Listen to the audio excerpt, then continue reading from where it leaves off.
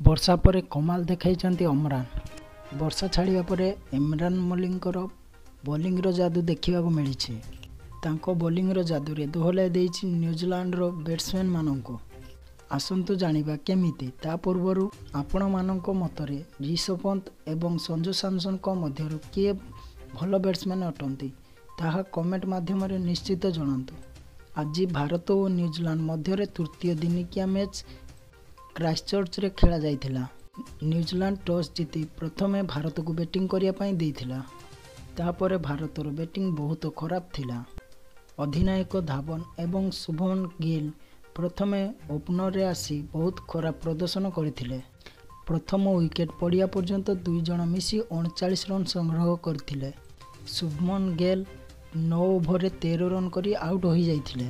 ତାପରେ ଶେଖର ଧାୱନ ମଧ୍ୟ ଅଧିକ ସମୟ ପର୍ଯ୍ୟନ୍ତ ପଡ଼ିଆରେ ରହିନଥିଲେ ଏବଂ 55 ରନ୍ରେ ଭାରତର 2ଟି ୱିକେଟ୍ ପଡ଼ିଯାଇଥିଲା ଏବଂ ତୃତୀୟରେ ସୁରେଶ ରାୟର ଆସିଥିଲେ ଏବଂ ସେ 49 ରନ୍ କରି ଆଉଟ୍ ହୋଇଯାଇଥିଲେ ଏବଂ ଚତୁର୍ଥ ଓ ପଞ୍ଚମ ସ୍ଥାନରେ ଦୀପକ ହୁଡ଼ା ଓ ସୂର୍ଯ୍ୟକୁମାର ଆସିଥିଲେ, କିନ୍ତୁ ତାଙ୍କର ପ୍ରଦର୍ଶନ ଜମା ବି ଭଲ ନଥିଲା ଏବଂ ଟିମ୍ ଇଣ୍ଡିଆ 121 ରନ୍ରେ 5ଟି ୱିକେଟ୍ ହରାଇ ସାରିଥିଲା।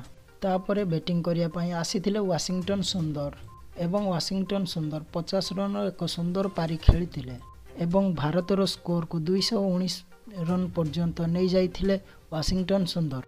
ଭାରତୀୟ ଟିମ୍ 50 ଓଭର ପର୍ଯ୍ୟନ୍ତ ଖେଳିପାରିନଥିଲା। ଆହୁରି 15ଟି ବଲ୍ ରହିଯାଇଥିଲା 50 ଓଭରକୁ।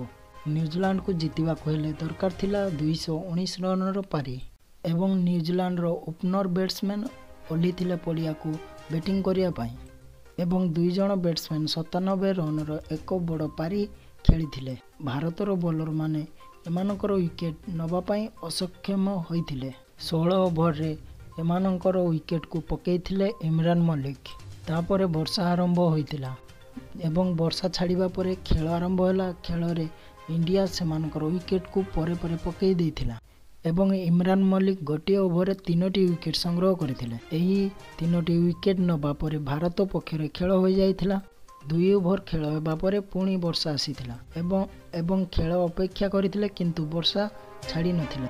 ସେଥିପାଇଁ ଖେଳକୁ ବନ୍ଦ କରିବାକୁ ପଡ଼ିଥିଲା। ଯଦି ଦ୍ୱିତୀୟ ଥର ବର୍ଷା ହୋଇନଥାନ୍ତା ତାହେଲେ ଭାରତ ସୁନିଶ୍ଚିତ ଜିତିଥାନ୍ତେ। ଇମରାନ ମଲିକ ଯେପରି ବୋଲିଂ କରୁଥିଲେ ତାହା ଦେଖି ଭାରତ ଜିତିବାର ସମ୍ଭାବନା ଆସିଯାଇଥିଲା।